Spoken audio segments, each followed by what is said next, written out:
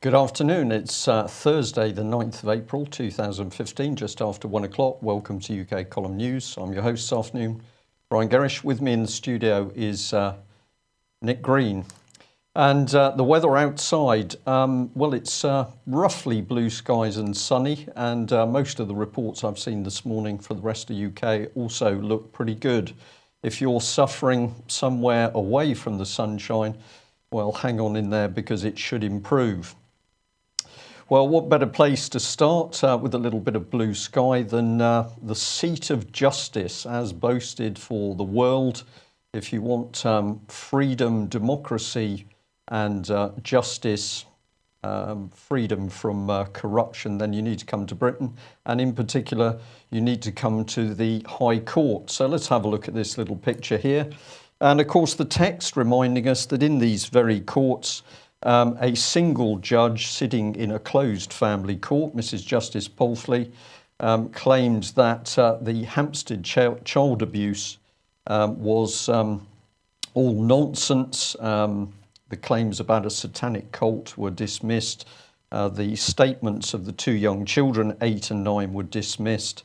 And she basically said that all of these claims were baseless, and that anybody who continued really to talk about them was evil and or foolish.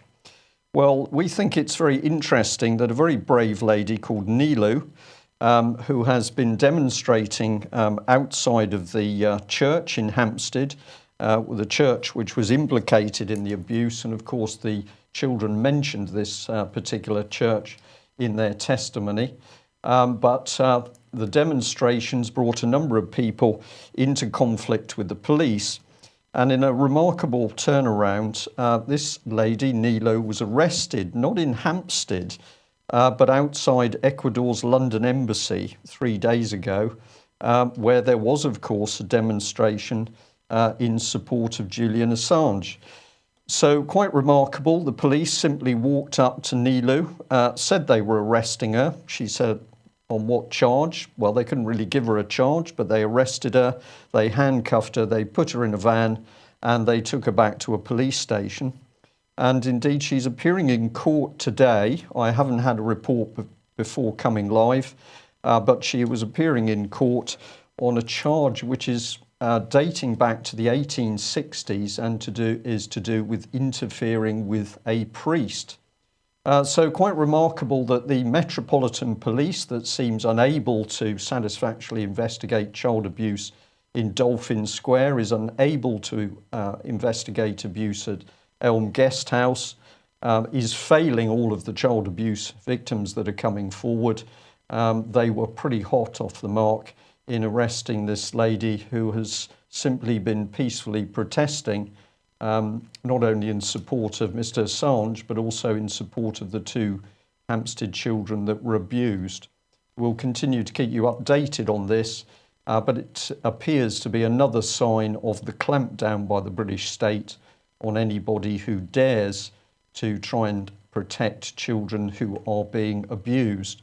And perhaps we should also remind our viewers and listeners that Robert Greene, who's campaigned for many years to expose the horrible truth of abuse of children north of the border in Scotland, remains under a lifelong gagging order imposed by a single judge in a Scottish court. What is the gagging order designed to do? Presumably to protect the Scottish establishment from accusations that they're involved in child abuse. Well, let's move on to this subject, and that is the attack on Christianity. It's a subject which a number of people have been contacting the UK column, and we've watched with great interest. In our latest edition of the UK column newspaper, we put on the front page an article predicting that we would shortly be in an era where it would be unlawful to own a Bible, and we, with somewhat black humour, suggested that there would be an amnesty where you could hand in your Bibles or indeed dispose of them in recycling facilities. But here we've got an organisation, Christian Concern, one of many who have been talking about the Christian NHS worker who has now been effectively found guilty for basically praying for a Muslim. Well, in fact, he was giving a Christian book to a Muslim college, but there have been other cases of people praying for Muslims, and this now appears to be a criminal offence, or at least an offence where you are going to lose should it come to a tribunal. I would imagine that a judge sat in that particular tribunal. I just wonder what the religious persuasion of the judge was. Well, perhaps that would lead us on quite nicely to this key question: is David Cameron a Christian?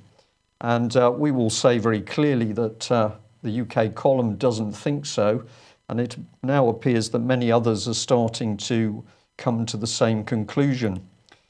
So a very interesting article here from the Archbishop Cranmer website. It says no Easter greeting to Christians on the Number 10 website. And if we have a look at the actual text, this is an excerpt from the text. Very well written, very balanced, very measured article.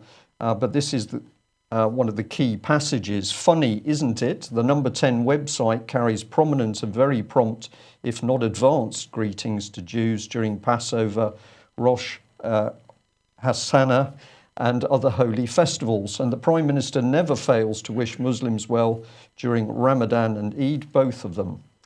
There are effusive announcements about Vaisakha, if I've pronounced that correctly, apologies if not, and fulsome statements about Diwali to embrace Sikhs and Hindus, but nothing this year about for Christians, so simply lost from the Number 10 website. Well, UK column is not the slightest bit surprised about this. We have constantly warned about Mr. Cameron's connections, and of course one of those connections was with this gentleman, his billionaire backer, Mr. Zabludovitz, a Finnish Israeli former arms dealer whose wife ran an art exhibition in the Midlands which featured Jesus with an erection. So we find it hard to understand how we can have a Christian Prime Minister who is supported by individuals such as this. We would also remind our viewers and listeners that the UK column highlighted that David Cameron, of course, had pledged undying loyalty not to the British people, but to Israel. This surely does raise some questions. We've also noted, and many people contacted us on this, that David Cameron suddenly decided that Jewish schools and synagogues should be given a 10 million a year sum of money to protect against anti-Semitic attacks. And whilst this may be money that is well spent, of course, many of the comments said, well, what is David Cameron actually doing to protect Christian members of society, many of whom are being bullied and intimidated through the very court systems, of course, that Mr. Cameron helps back and promote? Well, if that is the reality of what's going on in the country, perhaps the election is to do with sheer propaganda and puppetry. And a few of the papers are beginning to get interesting on this subject, but there's a lot of very poor quality articles. We think this is deliberate, and the aim is to simply put off the public from voting. The aim is to produce a hung parliament where a multi-party coalition can be created. And the UK column has been calling this the Rainbow Coalition. But here's the Telegraph: general election live, backstabber Ed Miliband accused of trading Trident for power in deal with the SNP. So a subject, the nuclear deterrent, which has hardly been mentioned in the press over recent years, has now suddenly been dragged to the fore in order to help wind up an election debate. And of course, we've got the lady in red, Miss Sturgeon. She says that if she can get near Westminster, she can take control with the help of the Labour Party. But the Express here saying, well, actually, a poll has revealed that the EU is a bigger issue for the Scots than independence. So quite an interesting article there. Is there some truth in it? Well, reports from north of the border we've been receiving would suggest so, but we will certainly have a discussion on that with David Scott when he gives us his northern exposure report on UK Column News tomorrow. So back to David Cameron. Is he the Prime Minister at the moment? Well, we're not too sure because, of course, we don't have any politicians working in the lead up to the election. And a key question we're going to be asking is who is actually running the country? But let's have a look at him because, of course, it's time for getting out, kissing babies and making a fuss of young children. So the Express headline, this was one picture in quite a long article. So the Express here reporting that David Cameron has said no more votes on Scottish independence. How we can say that, is he actually in power or not, we don't know. But we were fascinated by the rather frightened look on the little girl's face. We put our listening devices into the room, and this is what we heard. The little girl said, "Mummy, mummy, please don't let this man touch me." Meanwhile, David Cameron was talking to one of his other MPs. What a nice little bundle of profit. She should make UK PLC at least $1 million. What do the banks say, George? Work her till she drops.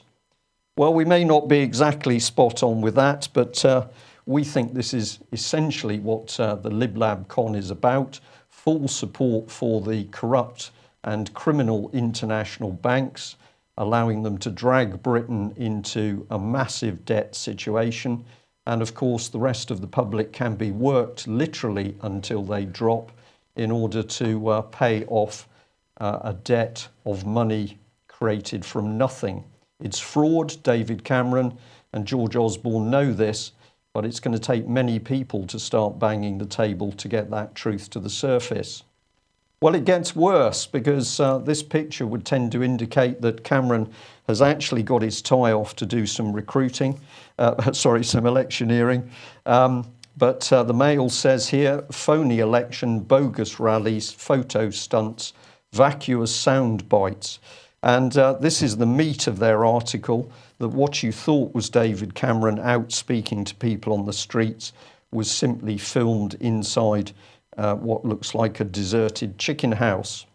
Well, it's lies, it's stunts, it's deceiving the public, and of course it's applied behavioural psychology.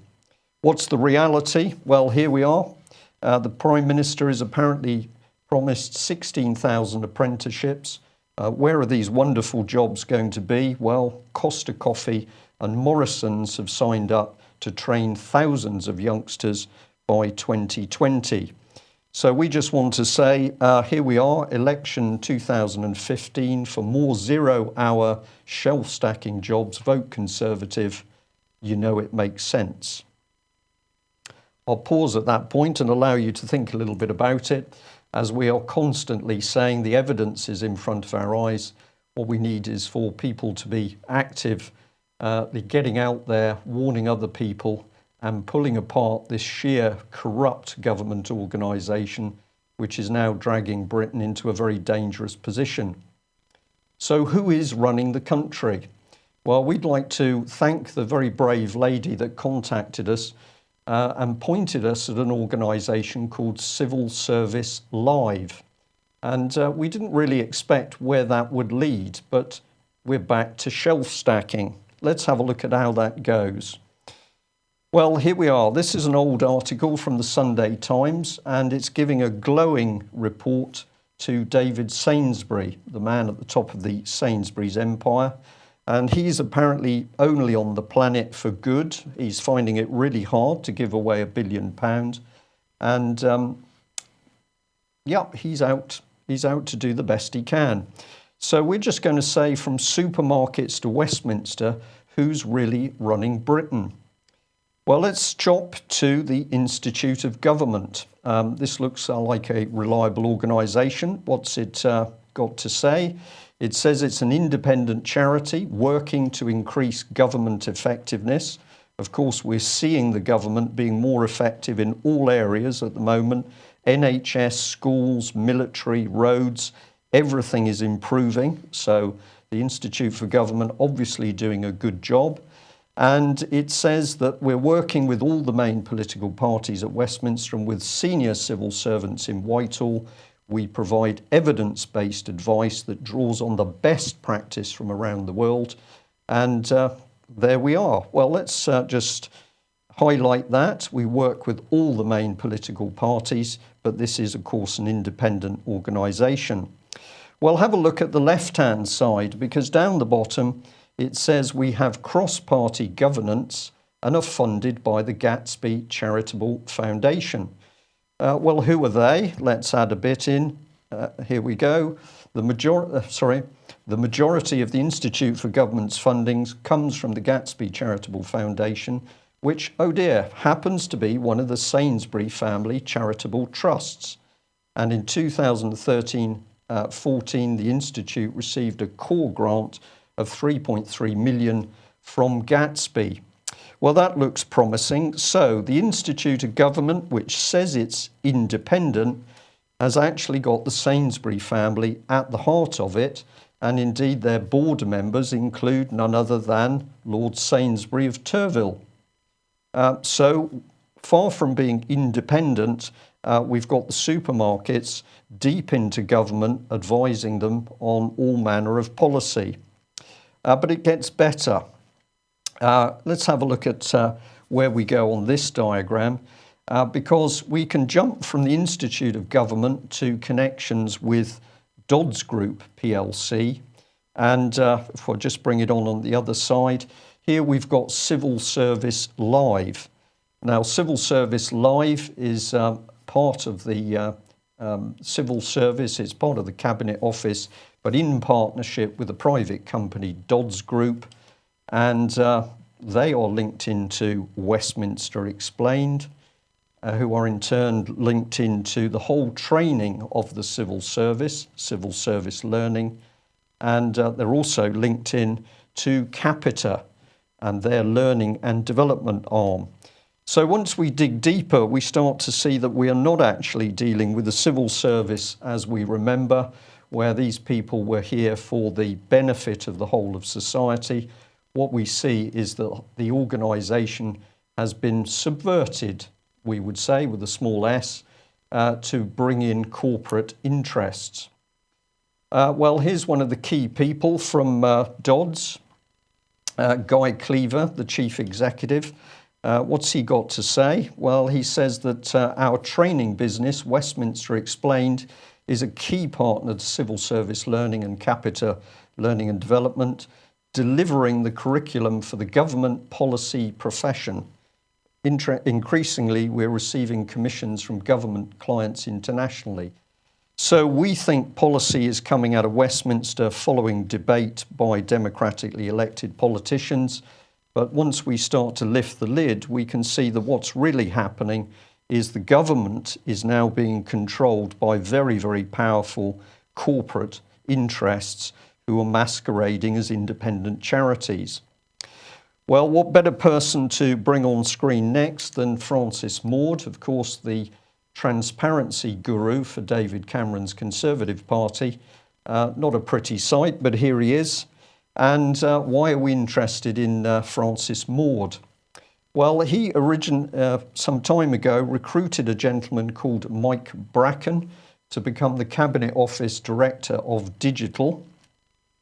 This is a little statement from Mr. Bracken. He says, in 2011, early in my current role, I discussed with the Minister for the Cabinet Office, Francis Maude, the strategy I recommended we adopt for all things digital. The strategy was to be disarmingly simple to deliver. So we have Francis Maude recruiting an individual. The public has no idea who this man is or what his values are, but let's see how that develops. Because Mr. Bracken has been writing on government as a platform. Platforms can be opened up to, allowing third parties to use government data. And it gets better. There's a very small picture of Mr. Bracken speaking there, onwards. As some of you might have seen earlier in the week, I've just been appointed as the government's first Chief Data Officer. And we need to align our efforts so that we're as effective as possible in using public data for the benefits of citizens and businesses. So what we have going on here is that our data is being used by an individual who has come nowhere near the democratic system but he's working on helping businesses benefit from our personal data. And this, of course, has all been put together by Francis Maude, who boasts that he is the Minister for Fair Play and Transparency inside the Conservative Party. Well, it gets better, because have a look at this little organisation. It's the Government Innovation Group. So the Cabinet Office recently announced, it was not today, recently announced the appointment of Helen Stevenson and Paul Maltby as joint directors of the Government Innovation Group. Why do we need to be aware of these people? Well, let's have a look at them. Here he is. This is Mr. Maltby. As Director of Open Data and Government, Paul will lead teams in the Government Innovation Group responsible for open data, open policy making and analysis and insight. He will also oversee the Cabinet Office interest in the spin-out of the Behavioural Insights team known as the Nudge Unit. So here we are getting a nice mix of the use of data together with the use of applied behavioural psychology to get the public to do what the government wants. And we better bring in the lady. Here she is, Helen, formerly Director of Programmes in the Office for Civil Society. She was responsible for the leadership and oversight of all programmes, performance and finance. And prior to this, she led the team setting up Big Society Capital and was responsible for running several of the Office for Civil Society investment programmes. So these are just an example of the people now buried into the civil service. Their interests are nothing to do with the benefit of the nation. These people are working common purpose leadership schemes. They're knitting together IT across government, not for our benefit, but for the benefit of big businesses. Where does it lead unless we stop what's happening? Well, thank you again to a viewer who sent us in this. It's a document which we will say we believe is a real document, and it's a cooperation agreement between the United Nations Educational, Scientific and Cultural Organization and Microsoft. You can Google for this document and you will see that the UN has now decided in education in particular it's going to team up with this global monstrosity, but don't worry, it's all for our personal benefit. So, government compromised. How do we know that government in Britain is failing? Well, of course, let's look at the abuse of children. And some headlines caught our attention. We've got the Express here, Rotherham police officer charged with possessing child pornography. And our statement on this is another policeman picked up, but there's still no progress in the investigations into the Westminster child abuse rings. So if you're a celebrity, you can be picked up, you can go through the court process, you can end up in prison. If you're a police officer, the same. But if you're a politician or if you're a member of the establishment of Westminster, you're protected.